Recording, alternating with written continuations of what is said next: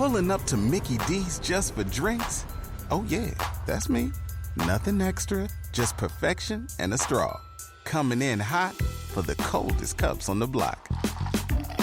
Because there are drinks. Then there are drinks from McDonald's. Mix things up with any size lemonade or sweet tea for $1.49. Perfect with our classic fries. Price and participation may vary. Cannot be combined with any other offer. Ba-da-ba-ba-ba. 400 years ago, a trio of tiny kingdoms were perched on some damp islands off the coast of Europe. Within 3 short centuries, these islands would become the centre of an empire which ruled a quarter of the globe and on which the sun never set. I'm Samuel Hume, a historian of the British Empire, and my podcast Pax Britannica follows the people and events that built that empire into a global superpower.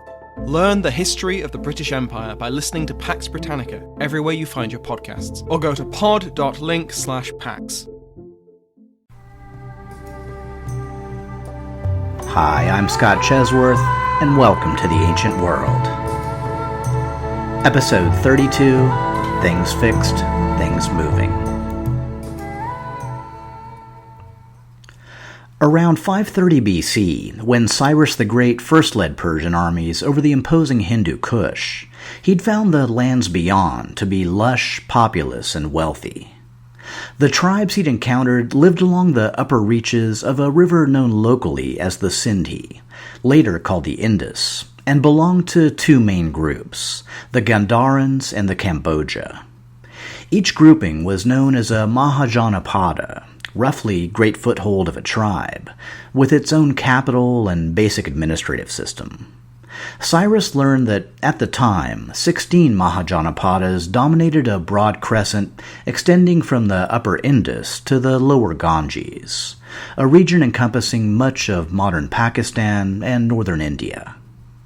The great king filed the information away for future reference, subjected the Gandharans and Cambodia to Persian tribute, and returned across the mountains, to his fateful appointment with the Massagetai queen. Had Cyrus made time for a more substantial cultural exchange, he may have learned several interesting things. Among them, the fact that the people he just met, seemingly so different from the Persians, were in truth their distant cousins. From a common Central Asian homeland, warlike chariot-riding Bronze Age Aryans had spread westward as far as Assyria, where they dominated local Hurrian tribes and forged the kingdom of Mitanni. At the same time, other groups had entered the northern Punjab and become known as the Rigvedic tribes, or Vedic Aryans. While the Rigvedic tribes had shared the same language and gods as the Mitanni ruling class, their connections to the later Persian tribes were more tenuous, though still significant. Even on the surface, both Aryan societies were warlike, horse-based, and tribal at their core, even if they sometimes grouped themselves into more complex structures. Like the Persian worshippers of Ahura Mazda, the Vedic Aryans constructed fire altars to worship one of their own deities, Agni, lord of the sacrificial flame. And nearly 1,000 years since their parting, both Aryan peoples still shared both the word and fundamental concept of Arta, the truth.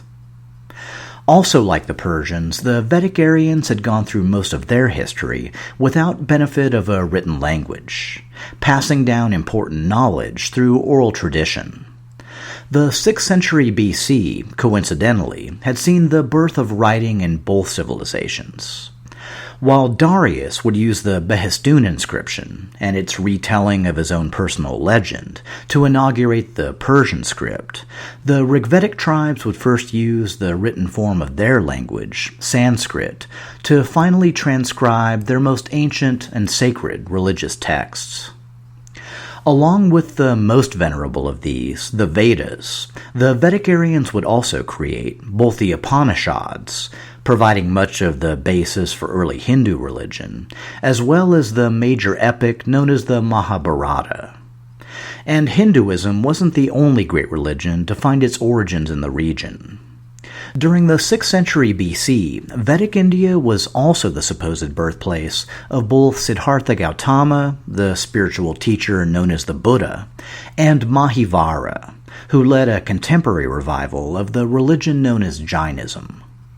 I don't plan to go too deep into the origins or tenets of either belief system. There are obviously many resources available for those interested, other than to mention that both Buddhism and Jainism advocated nonviolence and a respect for all life.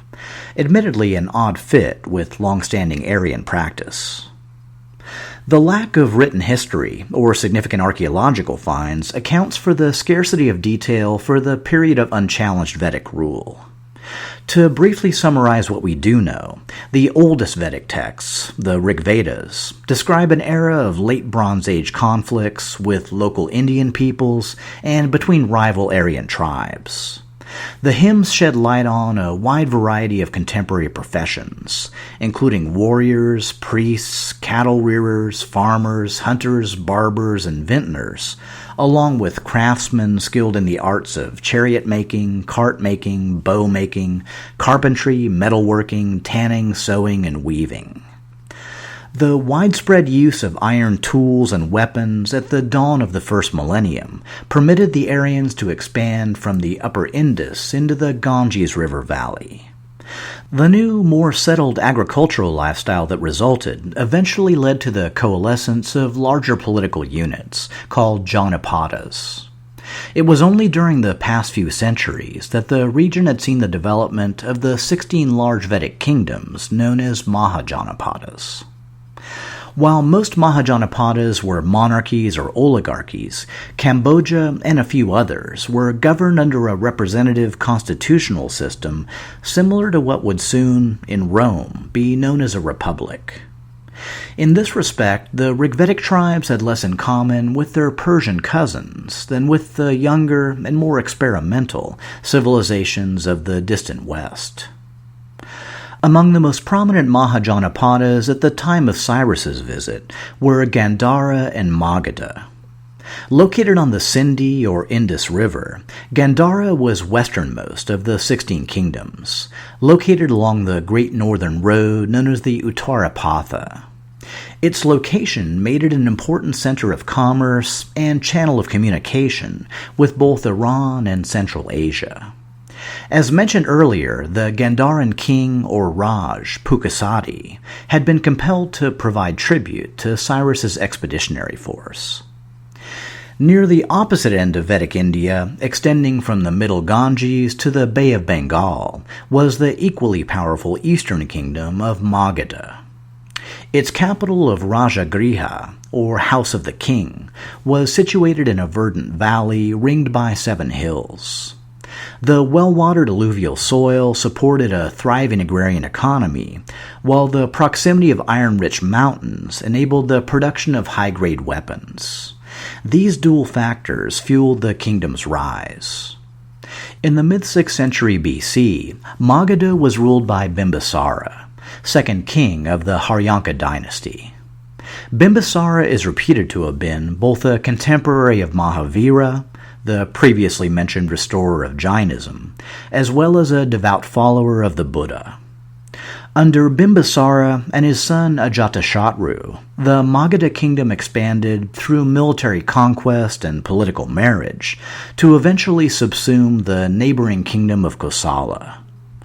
Centuries later, under the ruling Nanda dynasty, the Magadhan kingdom would give birth to the greatest civilization of ancient India, the Mauryan Empire.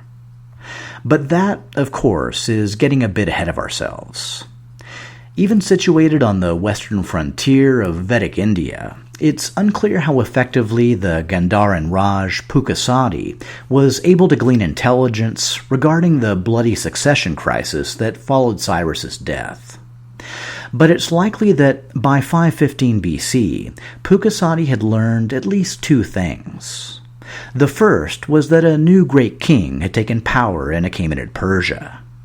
The second was that Darius's armies were even now approaching the Hindu Kush from the northwest. The brief Gandharan contact with Cyrus left little doubt of Persian intentions. Darius was returning to India for a conquest. It's unfortunate that, once again, we're forced to rely on barely literate Aryan tribes to record both sides of this signal encounter, one that would eventually expose previously isolated India to the ancient and powerful civilizations of both the Near East and the Mediterranean. Only the rough contours of Darius's Indian campaign have made their way down to us. In 516 BC, the great king had personally led a sustained effort to solidify Persian control over the territories of Central Asia and Bactria, modern Afghanistan. The following year, Darius led his armies over the Hindu Kush and into Vedic India. Technically, the first peoples he encountered, the Gandharans in Cambodia, were already Persian subjects. In the wake of Cyrus's visit, both Mahajanapadas had been incorporated into a Persian satrapy, grouped with other territories abutting the western Hindu Kush. But it's unclear what hold, if any, the empire had retained over these lands during the intervening 15 years. For at least some of that time, Cyrus's son Bardiya had ruled over the adjacent satrapy of Bactria. Perhaps he'd continued to enforce Persian domination, or perhaps other priorities had diverted his attention. Either way, the arrival of Darius signaled the resumption of firm Persian control.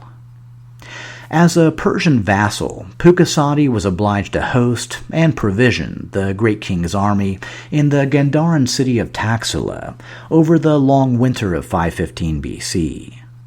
In spring of the following year, Darius led his forces southward along the Indus River Valley. Details are lacking, but we know that his campaign was successful, and Persian rule was extended over the remaining local population centers. The wealthy and productive region was quickly declared the new Persian satrapy of India. Following his conquest, Darius remained in the area just long enough to set two efforts into motion. The first was to impose the full apparatus of Persian administration on both Indian satrapies. Isolated no more, the western Rigvedic tribes would now join a vast collection of other subject peoples extending from the Arabian to the Aegean seas. Darius's second effort was on a smaller scale, particularly in its genesis. Supposedly, the great king wished to learn how far south the Indus River flowed. Instead of relying on local intelligence, Darius turned to a trusted member of his royal entourage, a Greek named Skylax from the Ionian city of Karianda near Halicarnassus. Skylax's backstory is slim, and his relationship to the great king something of a mystery, but he'd likely shown both loyalty and aptitude to be given such a charge. Setting off from Gandhara, Skylax and his companion sailed down the Indus until they eventually reached its mouth on the Arabian Sea. From there, Skylax decided to continue onward by ship. He spent the following months crossing first the Arabian Sea, then the Indian Ocean, and finally the Red Sea, all of which he devoted significant time to exploring. Eventually putting into port in Persian-occupied Egypt, Skylax then set off overland to report his many findings to the great king's court. By the time the Greek explorer finally reached the Persian capital, the entire journey had taken him 2.5 years. It probably goes without saying that Darius hadn't been idle during his long absence. One telltale sign was that the Persian capital Skylax returned to was likely neither Pasargadae nor Ecbatana, but one of two new royal cities commissioned by the great king. The first, built directly atop the flattened Elamite capital of Susa, retained the former's ancient name, if little else. The main advantage of the site was its direct access to the western half of the empire, as well as, perhaps, grinding into dust any further hopes of Elamite resurgence. The immense palace Darius raised at Susa used materials gathered from across the empire, including timber, gold, lapis lazuli, carnelian, turquoise, silver, ebony, and ivory. It also engaged both workmen and architectural elements drawn from Assyria, Babylonia, Greece, Egypt, and Persia. The palace was prominently decorated with glazed brick depictions of Persian soldiers and servants. Perhaps most notable was its monumental statue of the great king.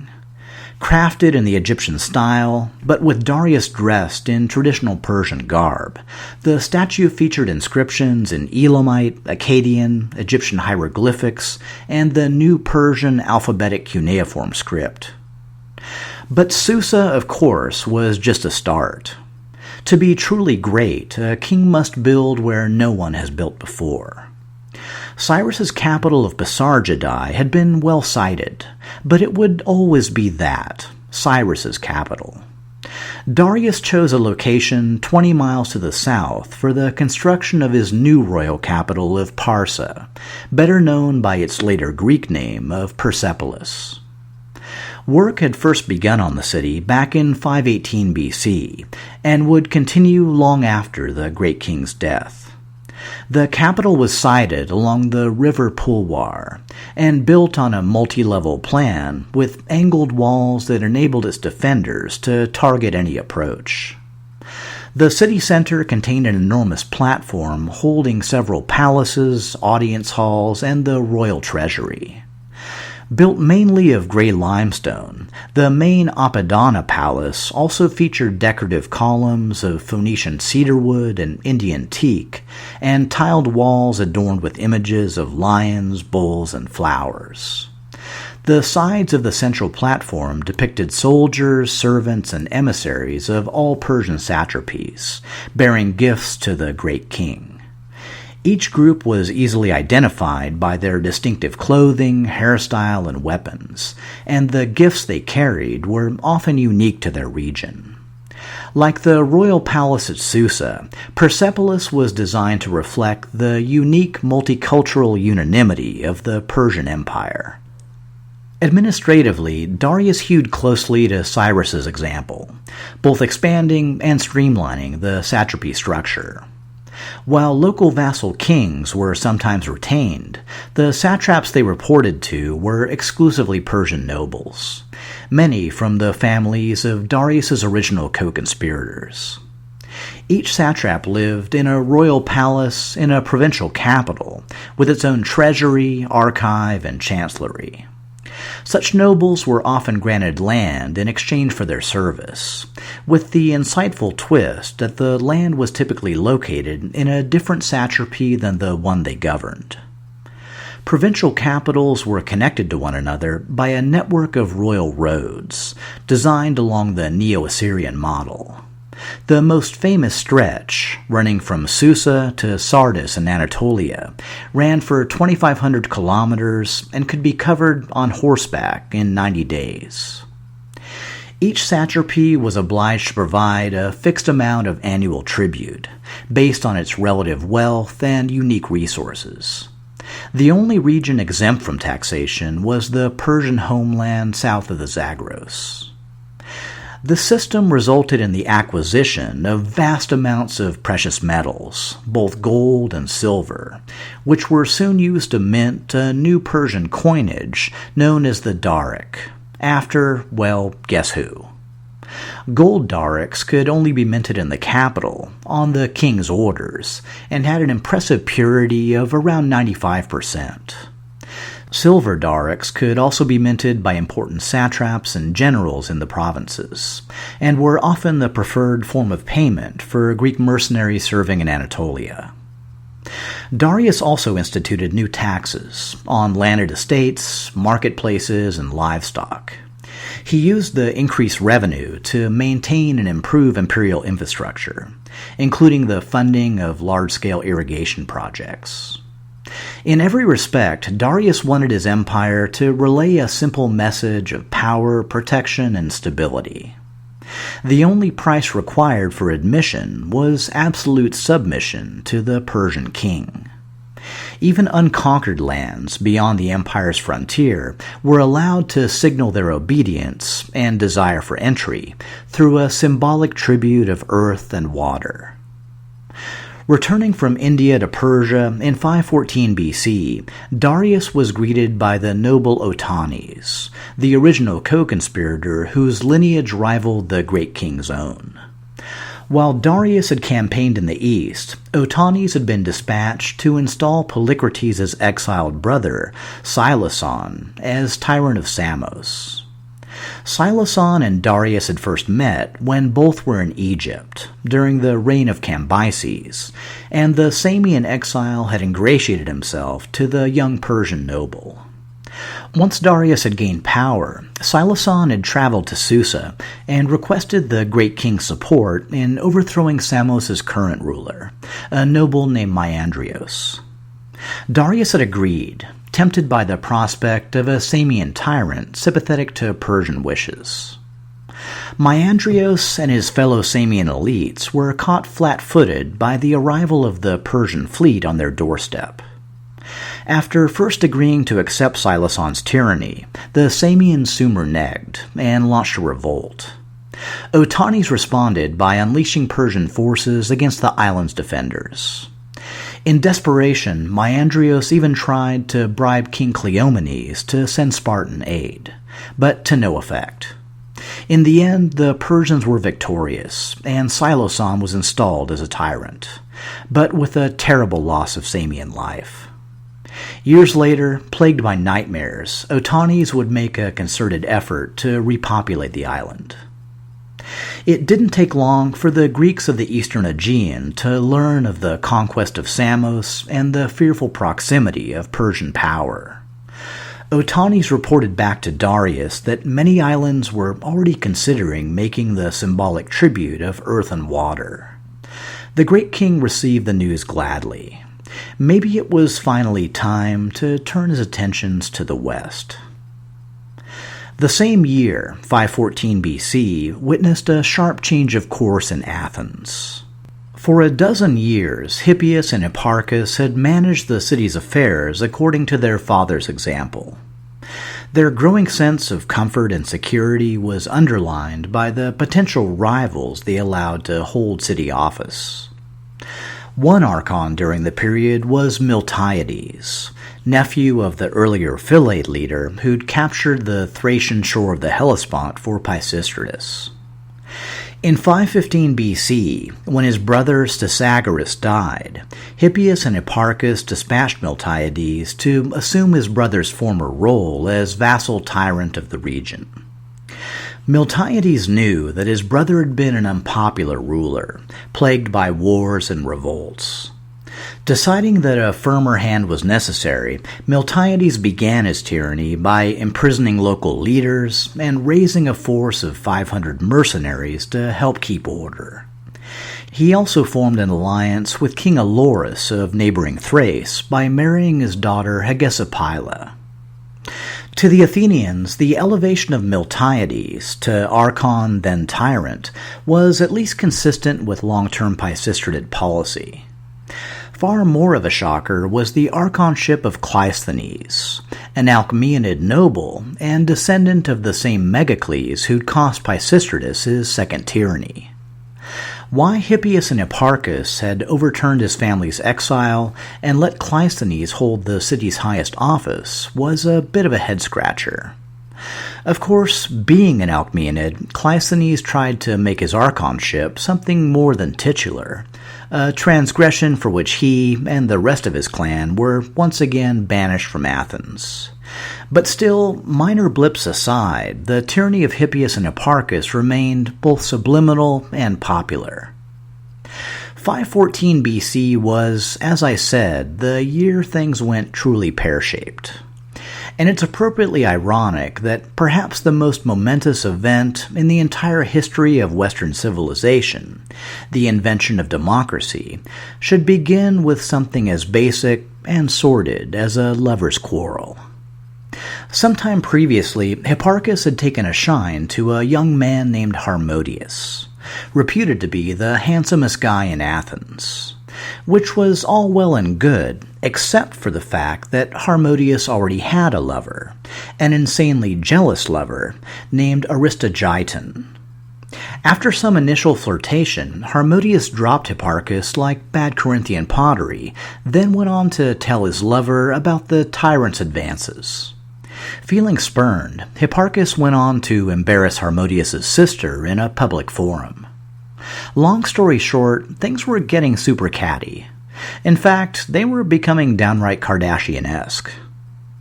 The situation came to a head during that year's Pan-Athenaean festival. Hipparchus was working the crowd when he was suddenly set upon by both Harmodius and Aristogiton.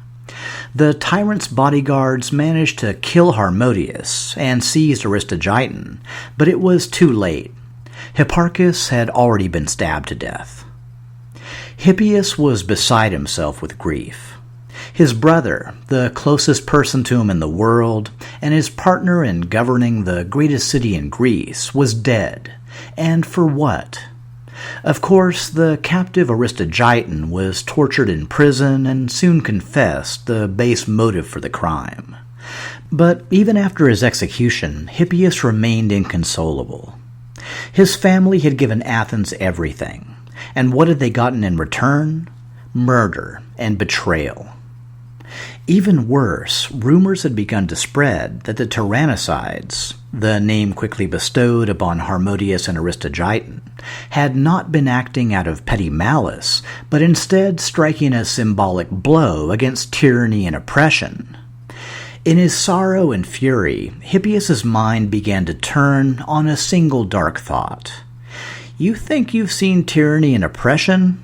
Athenians, you've seen nothing yet. Speaking of tyranny and oppression, in 514 BC, Rome was still under the rule of its final Etruscan king, Lucius Tarquinius Superbus. When we last left the city, around 530 BC, Tarquin had engaged Latin auxiliaries to double the effective size of Rome's army, then used his new military machine to attack the neighboring Volsci. While the ensuing conflict would rage on and off for decades, Rome did manage to score an early victory by capturing the wealthy town of Suessa Pometia. Tarquin would use the ensuing spoils to complete the erection of the great temple of Jupiter Optimus Maximus on the Capitoline Hill. In doing so, he'd be forced to level the Tarpeian Rock, the sheer cliff overlooking the Roman Forum, where murderers, traitors, and liars were ritually executed. The king's next target was the Latin city of Gabii, which had spurned his earlier offer of Latin unity under Roman auspices. When the city proved too well defended to take by force, Tarquin devised a clever strategy. He had his son, Aaron's, claim he was switching sides due to ill treatment by his father. Since ill treatment was kind of Tarquin's thing, his story was apparently convincing. The Gabian defenders were overjoyed at the betrayal, and entrusted Aaron's with a military command. The deception was furthered when the Roman army feigned fear and fled once Aaron's led Gabian forces out against them. With Aaron's standing in the city now unassailable, he began to accuse numerous Gabian nobles of treasonous activities, having some killed and others exiled. Once its leadership had been decimated, Aaron's had little difficulty convincing the city to finally surrender to his father. Tarquin also waged war against the Sabines, renewed a peace treaty with the Etruscans, and established new Roman colonies at Signia and Circeii. On the home front, the king also completed upgrades to the Cloaca Maxima, Rome's Great Sewer, and the Circus Maximus, as well as the city's roads and military defenses. All in all, pretty standard Greek tyrant fare, which was, of course, the model the king was emulating. Legend has it that one day, while Tarquin was holding court, he had a very special visitor. The Cumaean Sibyl, the oracle of Apollo from the Greek colony of Cumae, near modern Naples, brought with her 9 books of prophecy, which she offered to sell to the king for an enormous sum. When Tarquin refused, she burned 3 books on the spot, then offered to sell him the remaining 6, at the original price. When he again refused, she burned 3 more books, then offered the remaining 3, again for the original price. Tarquin famously lost this epic battle of nerves and purchased the remaining books, whereupon the Sibyl went on her way. The Sibylline books were secured in the Temple of Jupiter on the Capitoline Hill, to be consulted only in emergencies. Some believed that their eventual destruction, in 405 AD by the general Stilicho, led directly to Rome's fall in a Visigothic invasion a few years later. As it turned out, the Sibylline books weren't Tarquin's only dabbling in the supernatural. At some point during his reign, the king dispatched his 3 sons, Aaron's, Titus, and his youngest, Sextus, to travel to the famous oracle at Delphi and ask her who should be the next king of Rome. Her response, cryptic as always, was that the next of them to kiss his mother would rule. As the party was preparing for their return trip, one of their traveling companions, a cousin with a reputation as a dullard, stooped low to kiss the ground. Tarquin's sons, if they witnessed it, probably laughed. But that was okay. Lucius Junius Brutus had spent much of his life concealing his intellect, the better to defend himself against the intrigues of his uncle's court. In fact, Tarquin had executed Brutus's own brother, the standard fate meted out to any man of power or ability in Rome. Brutus had no doubt that Tarquin's time would come. Gaining the throne through murder, culling a generation of Rome's best and brightest, and forcing the lower classes to labor on as many civic projects, it was a veritable recipe for resentment and disaster. In the meantime, Brutus believed that he'd correctly divined the oracle's message. After all, they were all children of the earth, and, that being the case, Brutus had been first to kiss his mother. Surely that signified a prominent role for him in the future of Rome. Next episode, as Darius seeks Persian conquests in the west, major, epic, earth-shattering events forever change the status quo in the major cities of both Athens and Rome. This is indeed the big one: Republic and Democracy. Next time on The Ancient World.